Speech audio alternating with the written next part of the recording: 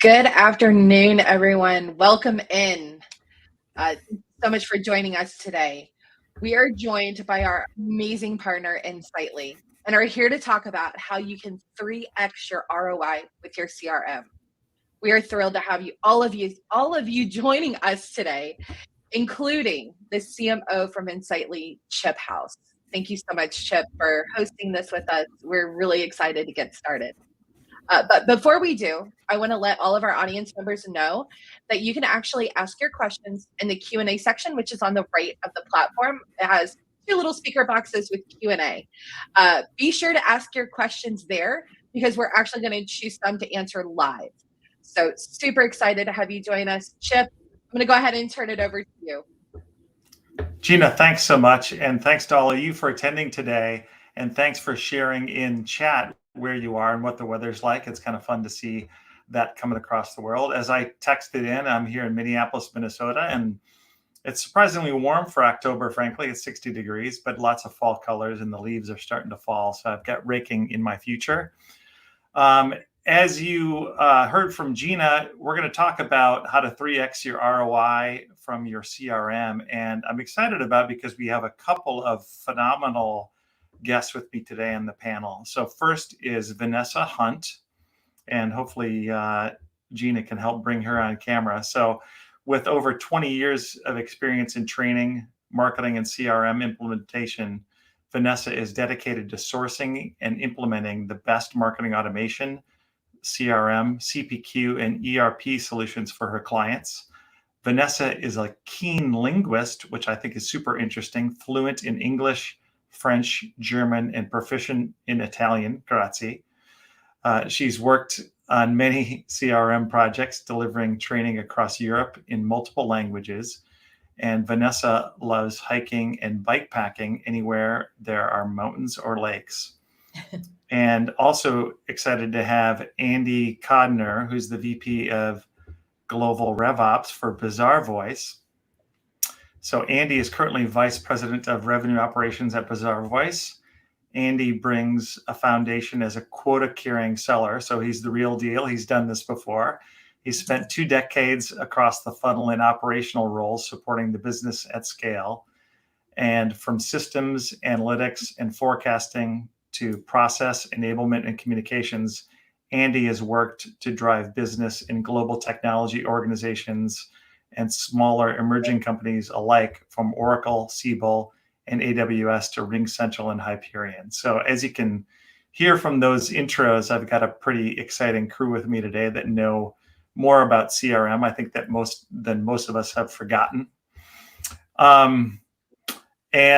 Myself, again, as Gina mentioned, I'm the CMO at Insightly CRM. I've been in SaaS for the past 25 years, much of it in marketing technology and sales technology.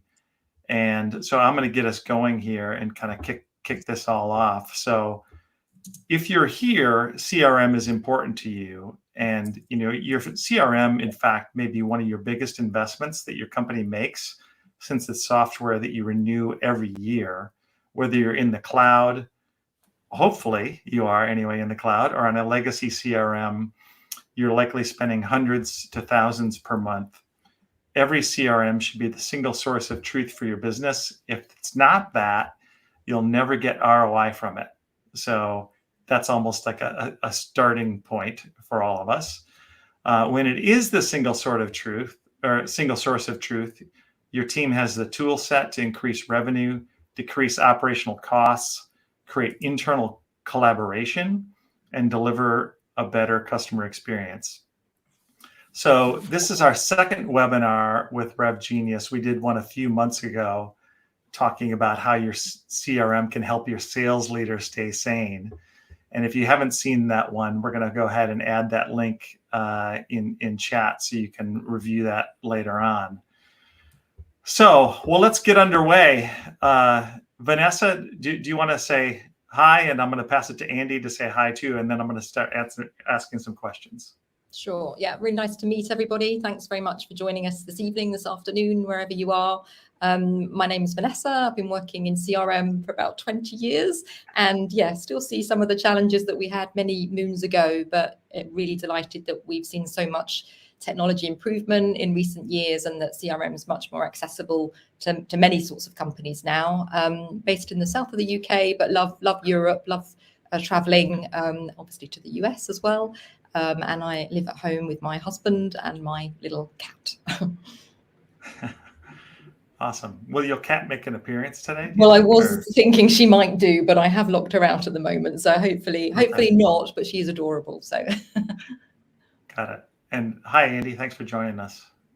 Yeah, thanks for having me as well. Great to be here. I'm joining today from San Francisco. The weather is nice. This is the nicer time of year for us. Also been in software in general for a little over 20 years. I was a salesperson in software prior to that. So I got my start in CRM as a user, which has given me a really nice foundation. I always think about, hey, what's this going to feel like? Is someone actually going to do this and use it? Largely in the RevOps world now for quite a while, full funnel. So it was sales operations, but I was actually working in marketing operations without directly realizing it. And I've really enjoyed the scope. So seen a lot of things. And I think that these basics keep coming back because they are those basics. And I think just because something is a basic doesn't mean it's any less valuable. That foundation has to be really strong to get your money's worth. And more importantly, get your time's worth. So figuring out where to spend time is a blast for me. It's part of what I do when I get up every day, is figuring out how to optimize things and make them smoother and faster, and love brainstorming on new ideas about that. Cool. Well, thanks, Andy. Well, audience, you can tell we have the right people for the job here. And so let's start digging in here. And, if you're setting up technology to optimize your ROI, the first thing you need to do is you have to onboard it correctly inside of your organization. And this is really interesting because there's been studies coming out for the past 20 odd years about CRM implementation and the percentage of those implementations that actually fail in organizations. And that rate is somewhat disputed, and there's a lot of different studies about this. But, they range from 18 to 69%, depending on which source that you're looking at. And so, I think there's an element of this that's obvious. But Vanessa, talk to us about why onboarding is so critical and how do organizations get it right? Yeah, it's frightening to hear those statistics, isn't it? And hopefully the lower one is the more accurate one. But yeah, I think one of the key things is obviously involving people, first of all, in the decision about which CRM is going to be selected, and making sure that you've gone through your due diligence to select a solution that's going to not only suit you today, but also, support you going forward. And having a really clear goal about why you're changing technology. You're not doing it just for the fun of it. There is a huge amount of change for users, for employees in an organization when technology changes. So you have to have some really clear objectives about what you're trying to achieve. And I think also that there's, a lot of people just assume that, it's a web app, it's really easy to use. It's just like using a website. But actually the critical thing for users is having clear processes. And sometimes it's not until you put a CRM in that you realize, well, actually our processes are not quite as robust as we thought, or we've missed out a huge chunk of processes. There's all this stuff that happens behind the scenes that the salespeople perhaps aren't aware of, and we haven't considered how the CRM impacts those users. So I think, knowing exactly what your plan is for implementing the CRM, from the very start of the project and not last minute, is critical. And certainly as a consultant, making sure that you leave an organization with people in place that can support it going forward. It is a project, there is an end date, and you have to have the right team internally to support the CRM that you've implemented. And some CRMs will require more technical skills than others, and therefore you need to think about that in terms of your project and your planning. But I think it's a very customized approach, and it's very specific to each company, each sector, and also the culture within an organization. So yeah, knowing your people first and then working out the best way to help them learn that new technology comes second. I think you pointed out a couple of things there. I mean, the first is the plan, and the second is the people, right? Yeah. Because you have to have an idea why you're doing this in the first place, what your goals are, what your outcomes are that you're trying to achieve. Put together the plan, and it's going to include things like, I would assume, enablement and training and internal communication, which is probably half the battle, isn't it? Yeah, definitely. I think, even warning people of what's coming down the line, and so it's not something that they find out one week and they're being trained the next. I think, to your point, change management and communicating what's going well, what's maybe not going so well even, but people will make assumptions when you don't communicate clearly. So yeah, that comm strategy is also integral to the training part as well. One of the things you had said when we were talking about this before, Vanessa, was, does your onboarding meet the vision of what you had proposed? Mm-hmm. And so what did you mean by that? Yeah, I suppose it's like when years ago when I first started in CRM, I was an end user trainer, and often, a huge benefits would be sold from the outset. We're going to be doing all of these things, within the first 6 months. And sadly, at that point, CRM took a lot longer to roll out. You'd be waiting for 3 months until you got the new drop of functionality, for example. And so it just wasn't realistic to give people the benefits they needed from the outset. And so all the talk about, what they would be able to do, it was going to come, but not at the speed and the pace that we'd anticipated. And so basically It was generally a big disappointment, and you as a trainer, and Andrew will say the same, you're in the front line, trying to explain to people why these things aren't there, and, and finding all of the bugs, in the first tests. And so thankfully, things happen a lot faster, development's a lot more agile now. And so those surprises don't happen so much. And I think we also are able to truly provide some benefits, early on. You don't have to wait 9 months, 12 months. And I think people are also seeing the importance of data and cleaning data, before it gets into the CRM.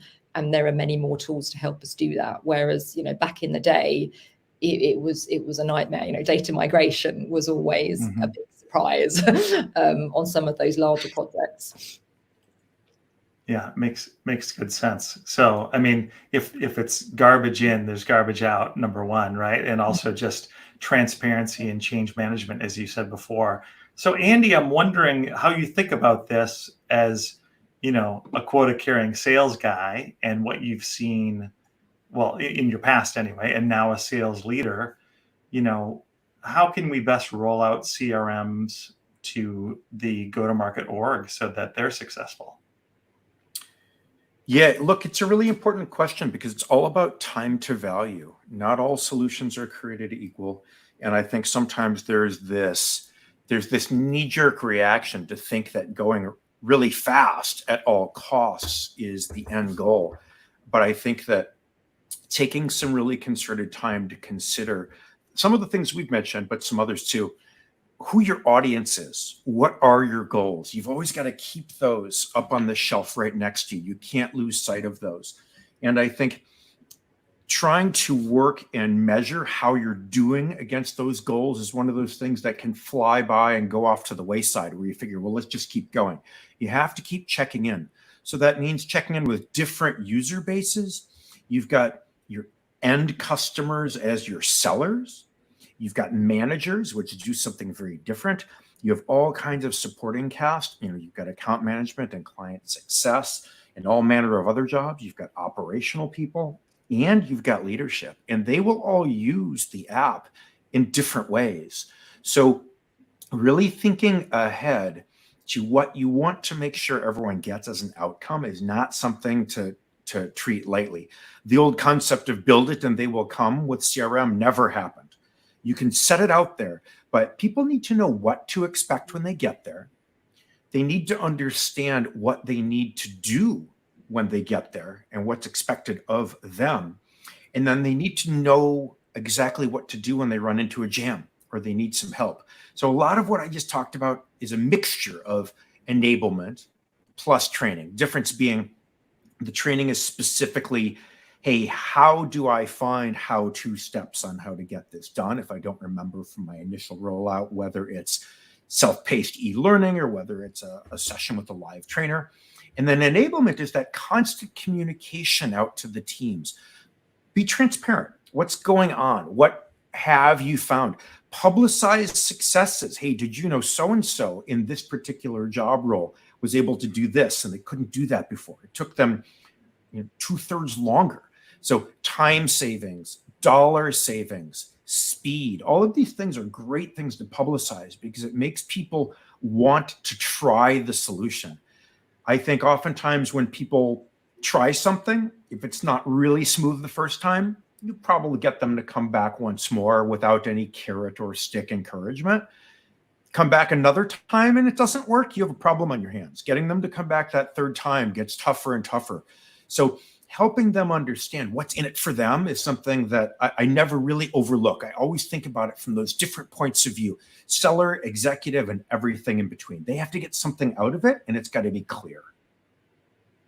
Yeah, I think those are great points, Andy. And a CRM should broadly be considered as a tool of productivity, right? And so if you're doing it right, you're going to have productivity, and the individual users should feel that. Yeah. Relative to onboarding, I know that the bulk of our customers, or a good share anyway, choose to use our guided onboarding service, and in general achieve, go live in like 1.1 months versus an average for the industry of several months. But it's, as you said, it's not about speed. It's really about quality and getting the data right and getting the communication and the enablement right. When you do those things right, you end up getting the speed because you don't have to pause and fix things along the way. You end up going faster in total.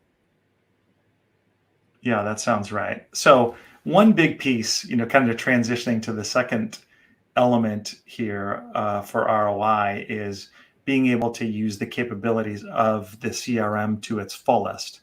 And, if you have a CRM worth its salt, it can do automations, and you can automate a number of different things. And it's I think pretty obvious why automations would create more efficiencies in your organization and thus ROI. Vanessa, I know you have a lot of experience with this, with different types of organizations. And so we talked about what you termed traditional automation. What do you mean by that?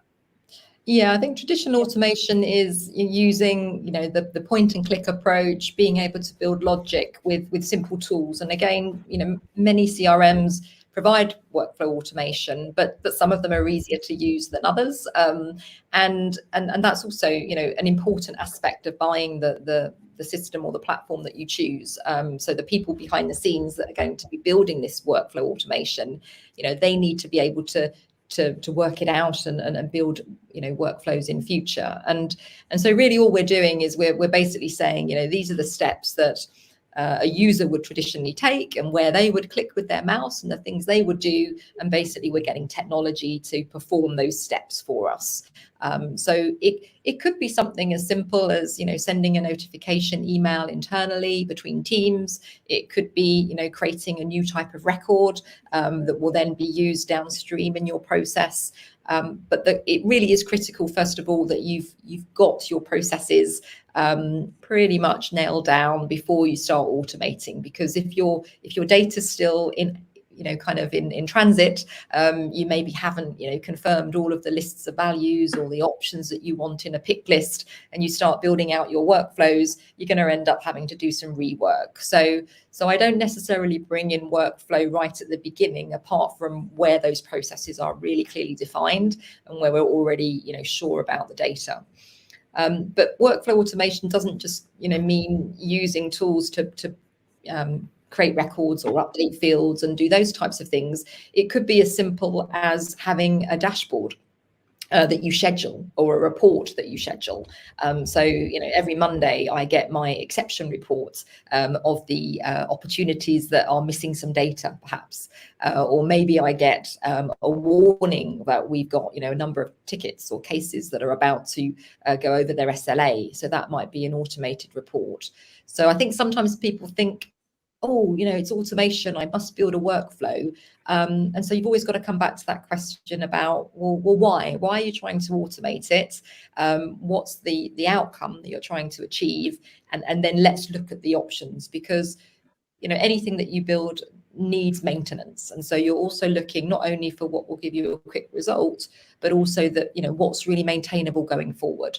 And sometimes creating some custom code or getting a developer to help you create, a nice formula field might be the thing to do, because that only ever changes, once in a blue moon. But most of the time with things like workflow, it allows you to customize your code on an ongoing basis, but in a very methodical and simple way, for traditional users, business users, like ourselves. And I'm assuming when you're working with a customer or a client, Vanessa, you might have some of the automations ideated and that you're building at launch, and many more you're sort of training them to build over time, I would assume, because and it's really sorry, I was just getting excited, because I was just going to say it's really wonderful when you see a user build their own workflow and and create something that they've never done before. And so sometimes I really like to talk through the approach and then have them build it. And again, depending on the tools that you're using, some of them will include commenting and allow you to write comments directly within the workflow. And it's just really great to see people pick up those tools and use them, and then be able to give people feedback on how they might develop them in a slightly different way to be more performant. But yeah, that's kind of really exciting when you see that happen. Yeah. There actually was a question that just came in for you, Vanessa, and it's, what's the outcome you're trying to achieve and what's the maintenance? And I think I don't know if that's related to automations or. Sorry, I meant, in terms of any solution that you build and anything that you configure has a certain amount of effort, so sometimes the quickest, cheapest way to provide the answer to a question might be to create a list view. That's really quick to do. If I start building a workflow, maybe I'm going to start looking at half an hour's development or an hour's development. And you've got to weigh up, okay, well, what time am I saving by building it this way? What's the time that I'm saving for users? And also, how often does this happen? So one of the things that you often find early on a project is that people will come up with all of the exceptions that prove the rule, as my French teacher used to say. They'll come up, they'll say, oh, what happens? You've got this process and this is automated, but what happens when this happens? And then often, if you ask, well, how frequently does that happen? And should that happen? And is there another way we could prevent that? You don't want to find yourself building workflows for things that only happen a very limited amount of time. There might be other ways to achieve that. So yeah, it's about finding the right solution and not using a hammer to crack a nut, as they say. Yeah, makes good sense. And so, on the sales side, Andy, I know that you experience the benefits of automation all the time as deals are progressing through the funnel. But what else comes to mind for you for automations? Yeah, we spent so much time putting information into CRM systems. I think there's a lot of, well, what's in it for me? It feels like it's either for, every job level. Sellers feel like it's for their manager. Managers feel like it's for their VP. VPs feel like it's for finance and for the company. And I think that this has been an age-old problem with CRM. And, to get things out of it, automations are one of the first. So people have to do less where the company and the individual start getting more out. I've really been looking a lot more lately too at AI. I think this has really been a big deal, because the concept here, on my mobile, I've got 2 or 3 different apps now. It's not just ChatGPT, but also online there's AI and then there's generative AI. And I think both of them have some really interesting promise as a partner along with CRM. So to get your automations to be right, and I'm sure Vanessa would agree with this, you've got to make sure your process is really clear. So before you set your automation up, you've got to know exactly what you're trying to do and when you're trying to get there. When you're setting up AI, it's really the same thing. It's no different than having clarity if you're setting up an office in another location around the world. So we've been looking a lot at this wave of AI, which is not a fad. So generative AI to create content and to generate proposals and to do different things based on your customer information. And then AI in general, a lot of the new applications that are complements to your CRM are really changing the way we're starting to interact with this CRM system in sales organizations, client success organizations, and marketing organizations, where it looks at your data, it looks at your activities, integrating with other things, be it emails or your calendar, to make suggestions. It will start to see patterns that maybe as a human you're not going to see. And it serves up. You should speak to so-and-so. So-and-so's pipeline, Mr. Manager, seems to be low. Make sure to speak to them by this week to improve it. Otherwise, your odds of making the quarter go down.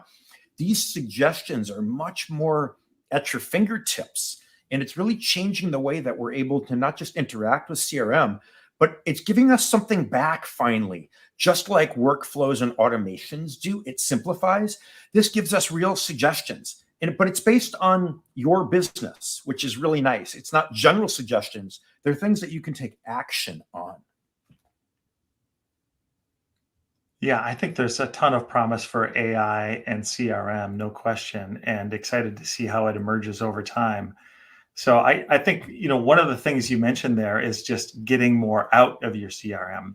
And one way to do that is it helps you go faster. And kind of what I've learned, I think there's more research that has recently come out, one from the author Jay Baer, and he has a book called The Time to Win. If you're interested, it's funny. It's like a $10 book, and it's literally like that big. But you can learn a ton from this book in a little bit of the time. But one of the things that he uncovered in his research is that customers would pay up to 50% more if they never had to wait. And 53% report spending more for the fastest brand.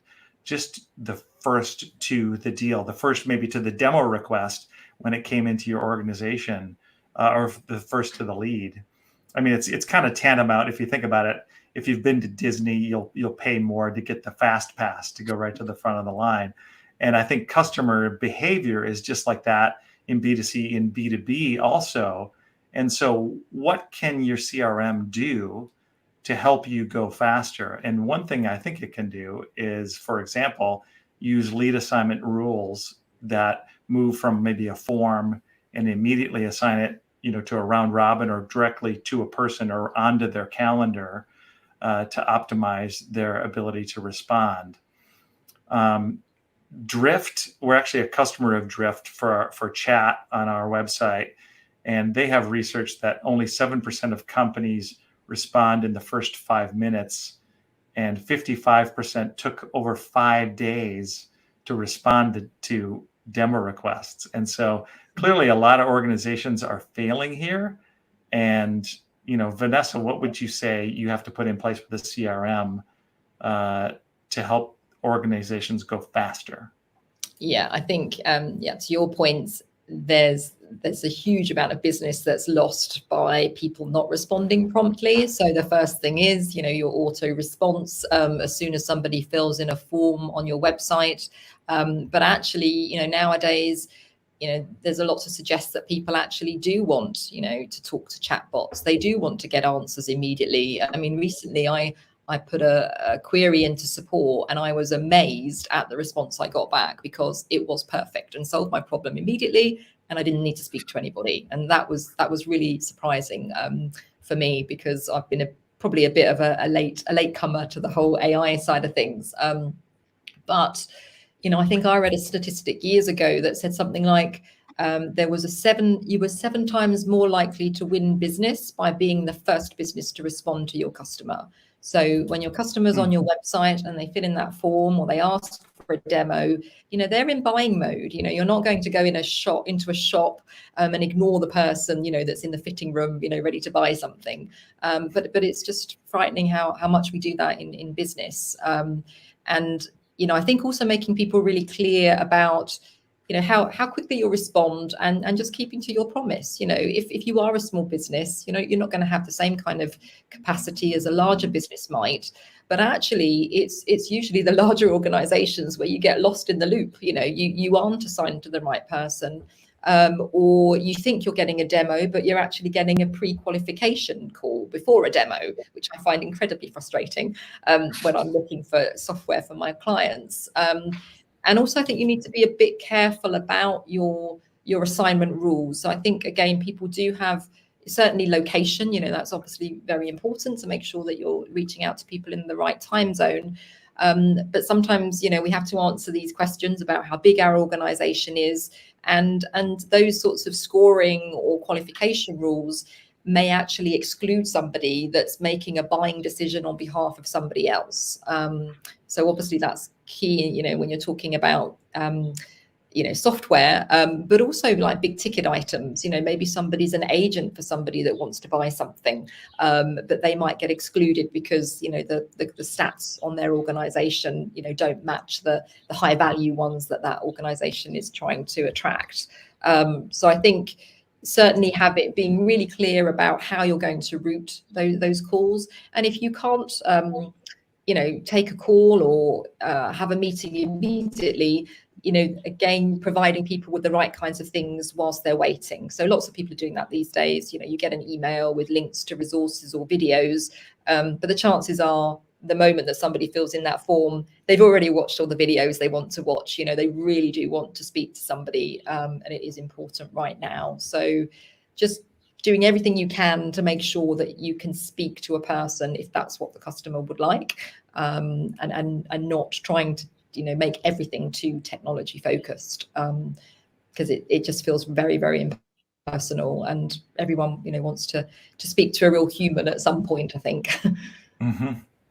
Yeah, I think if you can put the yourself in the shoes of the prospect or your customers when they're doing the outreach, like you said, they're probably at the point where they feel like they are in the virtual waiting room, ready to go, and maybe their wallet's out even, but definitely they're interested in talking to somebody, and you can use the technology to help you out there. I mean, Andy, anything you want to add for what you've seen work best for optimizing lead assignment for speed and just quality too?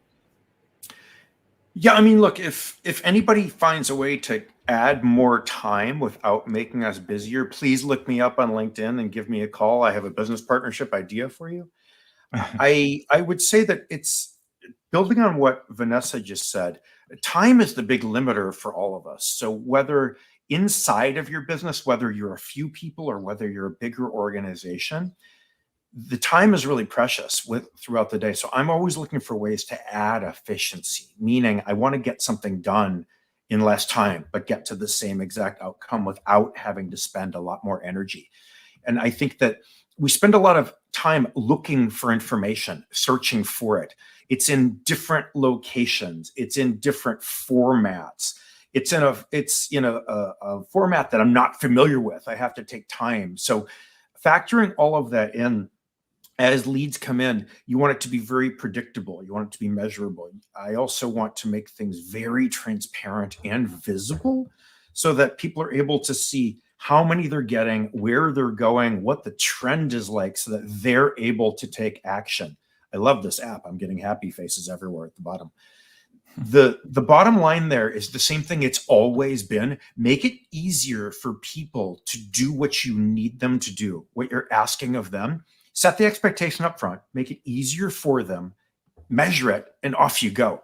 And it sounds very simple because it really is. These are really important basics. And again, it's no different than somebody that's got, one partner with two people in a small company or a great big organization. You've got to find ways to make it easier for people to do what you're asking them to do, and getting the leads to the right person to eliminate any disruption. Speed to lead is key. Lead goes to the wrong person, they've got to send it to somebody else, or sorry, that's not mine. And then no one follows up. You're not getting that business. So at all costs, get it routed the right way, do it efficiently, and make it easier for people to take the action. Yeah, great tips there. And so I saw a great question come in, but it actually refers to something we're going to talk about in a second. So I first want to hit another topic, and then we'll get to talking about linkages between contacts, which is what the question is asking about. So, we've learned that integration is critical for CRM systems, especially a typical organization right now is leveraging 10, 20, 30, 50 or more pieces of software. Sometimes even, the go-to-market team has more than that. And if you think about a sales rep, right, asking them what they work in most, and they're likely going to talk about email.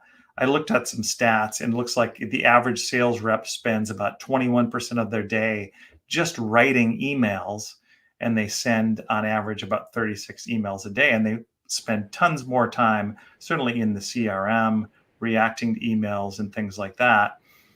So, a lot of CRMs, ours included, does integrate with Gmail, with Outlook, helping you, basically use that as your dashboard for interacting. How do you think about this? Is this a common request that you get, Vanessa, when you're installing a CRM, and what are some of the more common things that you're integrating with? Yeah, I mean, as much as people would say, oh, the CRM has to be the source of truth, that's true to a certain degree, but email does email really well.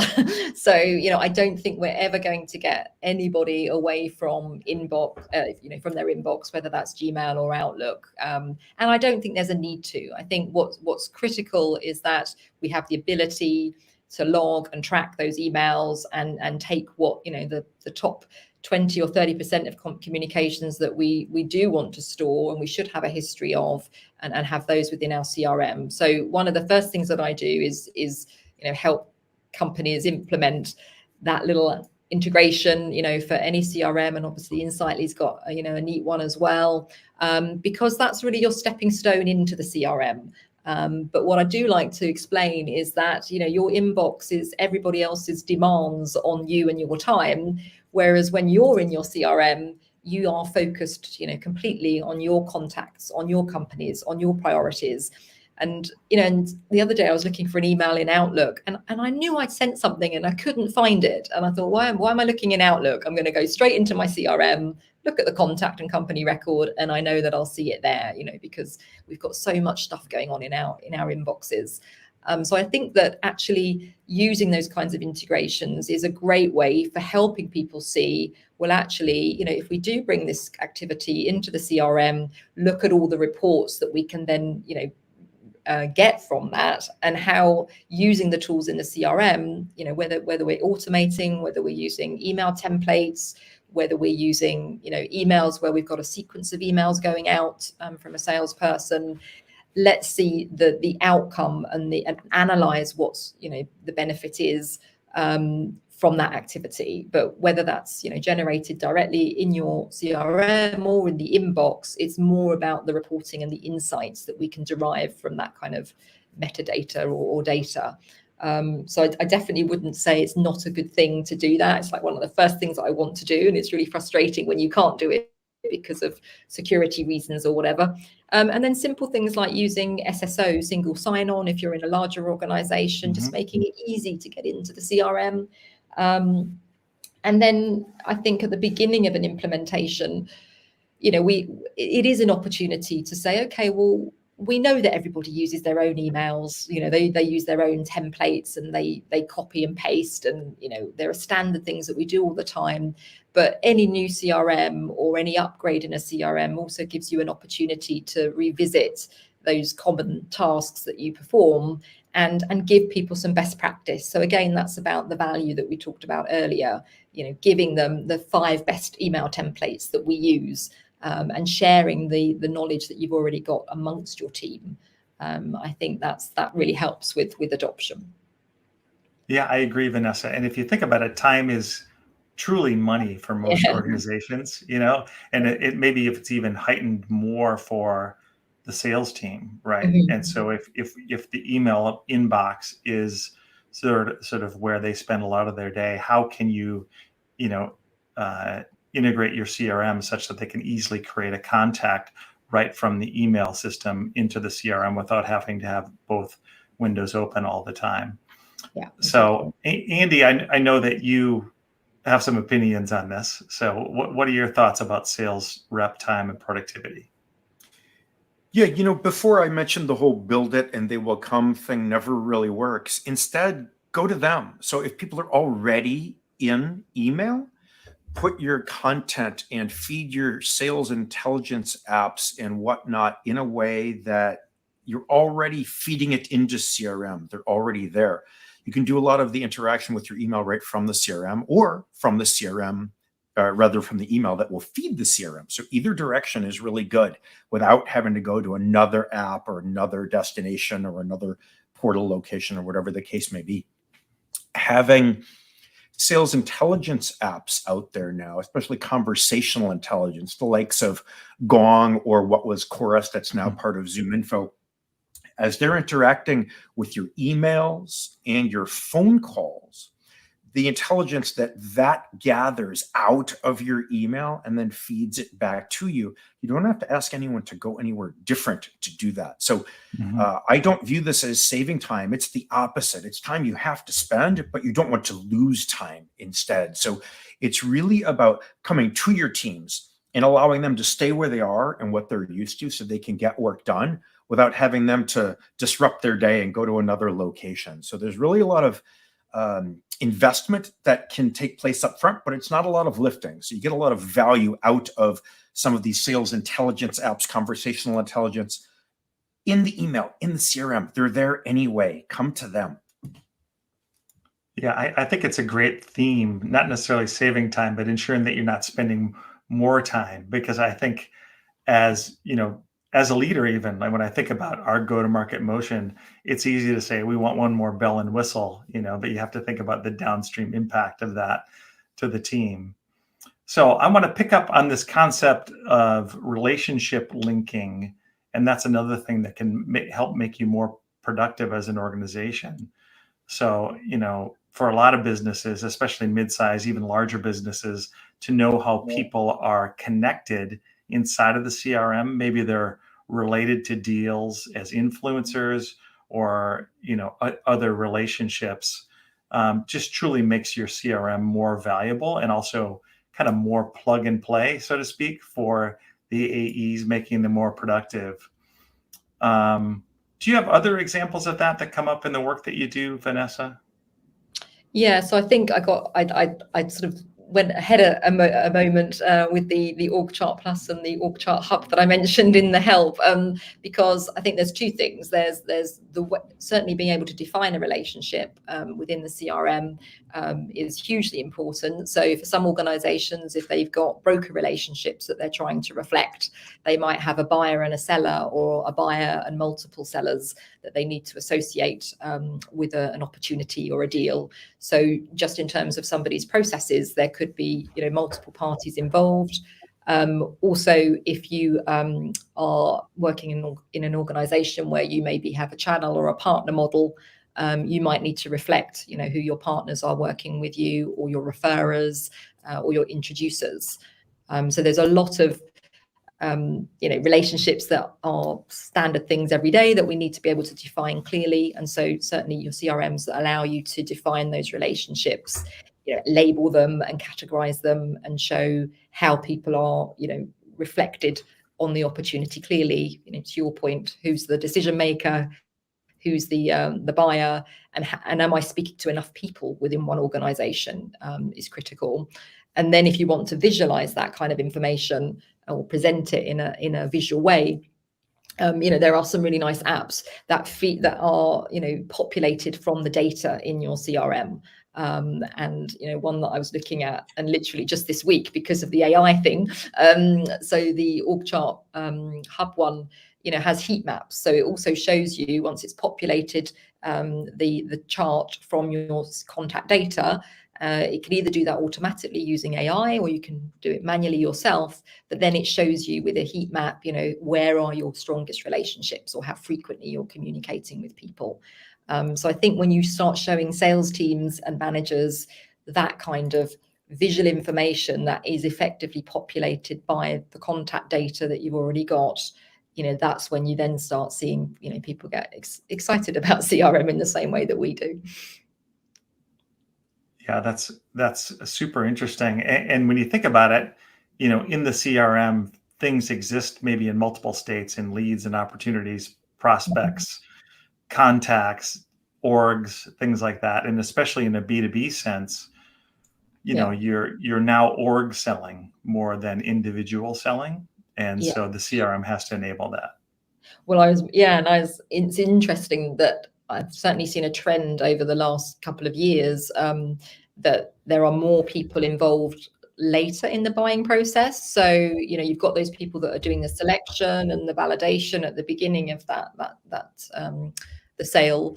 But it's you often find random people popping up, later on in the process, as you're getting closer to making a real decision.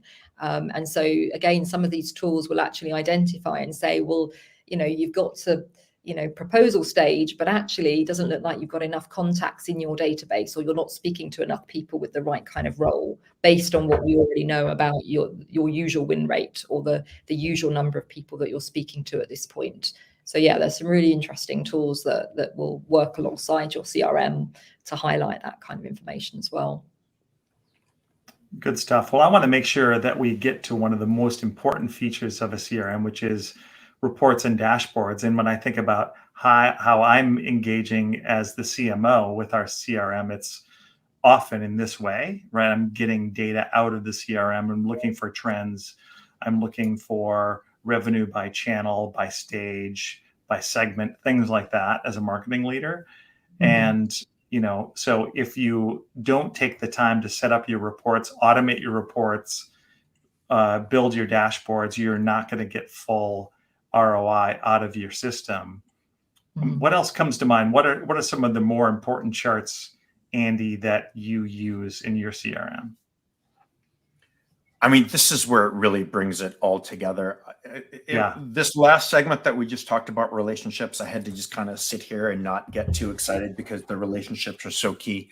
But bringing those connections together, it's all through these visualizations. So reports and dashboards. It's not just building a report that you ask someone to put together and you go look at it once in a while. It's the so what. It's I've got a question. I need to get an answer so I can go do something. So it depends on the team, of course. So whether you're in a product team, you're in a sales team, you're in marketing or client success, there's obviously so many different cuts. But for us to track our business, we start early where we look at lead volume and trends by location and also by source. So we want to see, are leads coming from events in marketing? Are they coming from emails? Are they coming from social?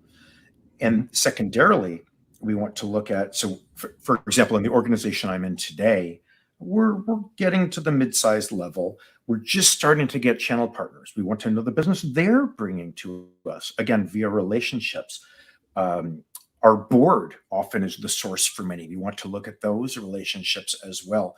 So tracking the lead sources. And of course, if sales is drumming up their own pipeline, which we're about 50%, quite high in terms of lead gen for a sales organization. So pipeline and lead by source, really critical. Where is it coming from? Conversion rates. So of those leads, how many are getting into the sales pipeline then? And then how is it going? What stage they're in, so how advanced and how long you've been working with them. Who's involved in the sales cycle? We just talked about the relationships. I don't mean to bring the AI piece in again. I make it sound like I'm using AI for lots of things. We're just starting to look. But I saw an app very literally yesterday that would say, hey, you haven't spoken to Mary Smith yet at this company. Mary Smith is involved in 85% of deal signatures. You need to speak to Mary Smith. It was fascinating. So the concept of bringing it together, sales stage reporting, how long deals are in certain stages, setting those up, setting up workflows to give you alerts if something has been there too long is a great report or a dashboard. to be able to manage your business so things aren't sitting idle. You're keeping them moving and the activities are taking place. And then, of course, things like making your business more predictable. So you need forecast reporting, you need projections. You also need to see customer status. So not just what's booked and what's in the forecast and what you're looking at for that particular quarter, but what's happening next quarter, next month. How are you doing toward those targets? So making this very visual allows you to take those questions of, hey, how are we doing this month? Whether you've got investors, a board, you're a private company, or you're a public company, being able to get faster answers happen because these reports and dashboards summarize all of that data, often from, they could be even different sources. If it's not all in your CRM, you could have most in your CRM, but bring in from another source. And these dashboards bring it together in one place, whether you're using, quote, business intelligence tools, or whether you're using what's baked into your CRM system, or even if it's a Google Sheets or an Excel file. These can give you the ability to answer those questions faster with less work so that you can keep the business moving. To me, it's a must. You can't have CRM and just use list views. You have to get these summarized views with these reports and dashboards to really get value out of it.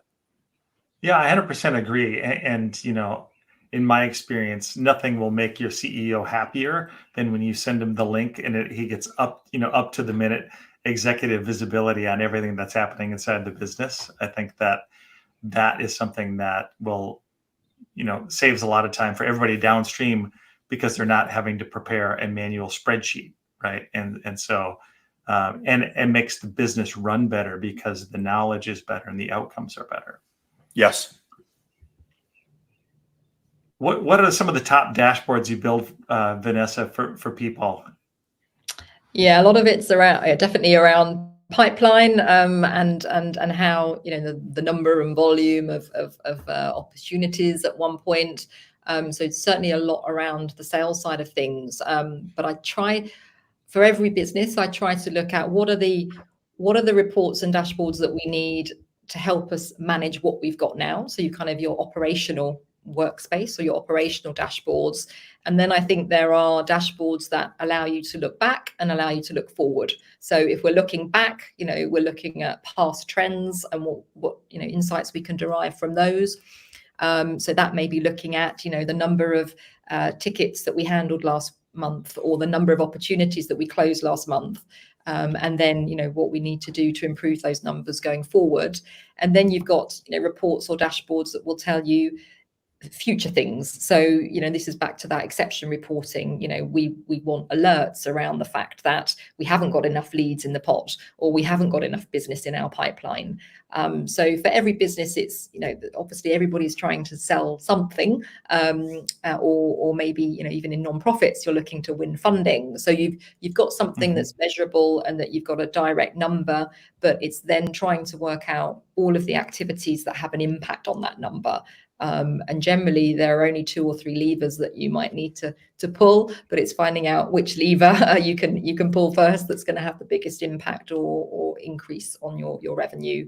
But then also looking at customer service. I think, we do focus a lot on sales and marketing, but also if you're running projects in Insightly, or you're using tickets or cases to help you with customer service, that's really going to have a huge impact on your customers and their customer experience. So looking at the timings for those as well. So yeah, a lot of the dashboards I'm building are, I like to kind of call them workspaces, because a lot of the time it's that workspace of information that's helping them then plan their day. But obviously, with the sales side of things, as Andrew mentioned, that's looking also to the future, and the pipeline that we're working on, this week is what's driving our business for next year or the year after. It's not what I'm doing this week that's going to have an impact on how the year goes. Yeah, makes sense. Thanks, Vanessa. And I know that we probably have to get to the last point that we have for today because we're getting near the top of the hour, but we've talked a lot about sales. I also want to talk about marketing. And, Insightly thinks of ourselves as an all-in-one CRM. So we also have marketing automation and service in the same platform that allows you to leverage that single source of data, also the single view of the customer. And we did some interesting research last year with Ascend 2, and this was about sales and marketing alignment, which is something that your CRM can do. And 36% of companies with aligned technology on their GTM, their go-to-market teams, showed a significant increase in revenue compared to just 14% of those with less alignment. And so we were excited about that data because it shows the benefit of aligning marketing and sales. And I'm curious, in practice, how you see that with the organizations that you're working with, Andy and Vanessa, the ability to integrate in your marketing automation and take action from your CRM and connect it to marketing. I think it just makes, from where I sit, given that we run our whole company on our own technology, it gives us that continuous view of the customer journey, and that has a lot of benefits.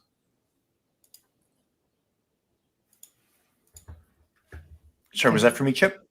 Yeah. I'll go to you first, Andy. Yeah. Great. No, I'm good to go. Look, this is one of the things I think about first when I get up every day is staying aligned between the marketing organization, the sales organization, the customer success organization overall. I don't like the concept of handoffs. I like it to just be a smooth flow all the way through the cycle. So the more I can help stay aligned in the systems, whether they're different systems or the same system, the net result for the user base and the business should be similar.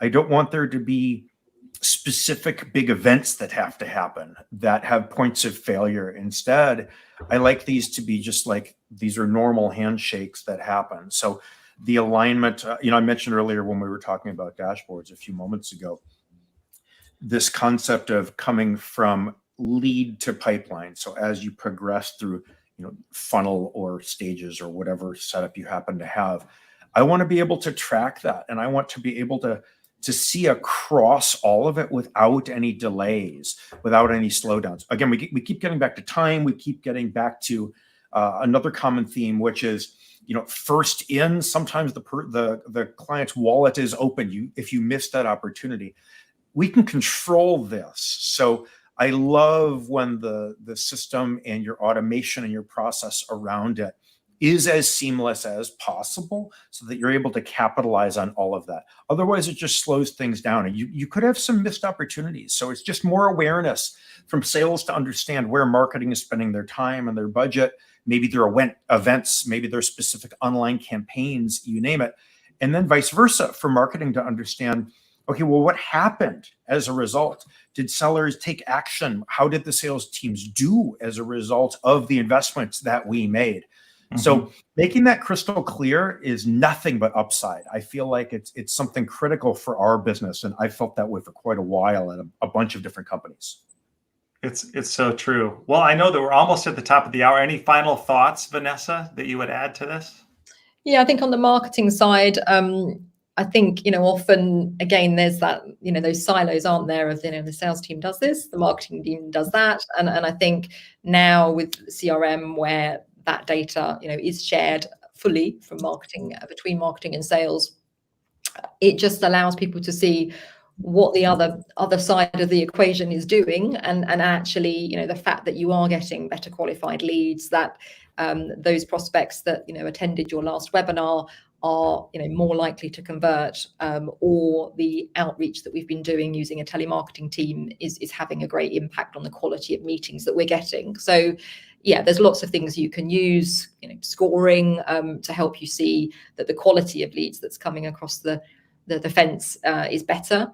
But also I just think in terms of learning and again adoption, back in the day when there were lots of disparate systems, you'd have one person that knew the marketing system and one person knew the sales system, and neither of the people knew the grey bit in the middle, and that was always a bit of a challenge. So I think just being able to train people more easily because they are using the same platform is going to make the learning easier, and obviously then you can experiment and optimize accordingly. Well, we're in a new day, and the CRM can serve as that connective tissue. Vanessa, Andy, thank you so much today. And thanks to everybody who joined us today for this webinar. Really appreciate your time. And the cat is here, but she's just on the floor. So I was waiting for her to jump up. The cat. Cat knew when to arrive. It's top of the hour. All right. Have a great day, everyone. Thanks, everybody. Thank you, everyone. Thanks. Have a good evening.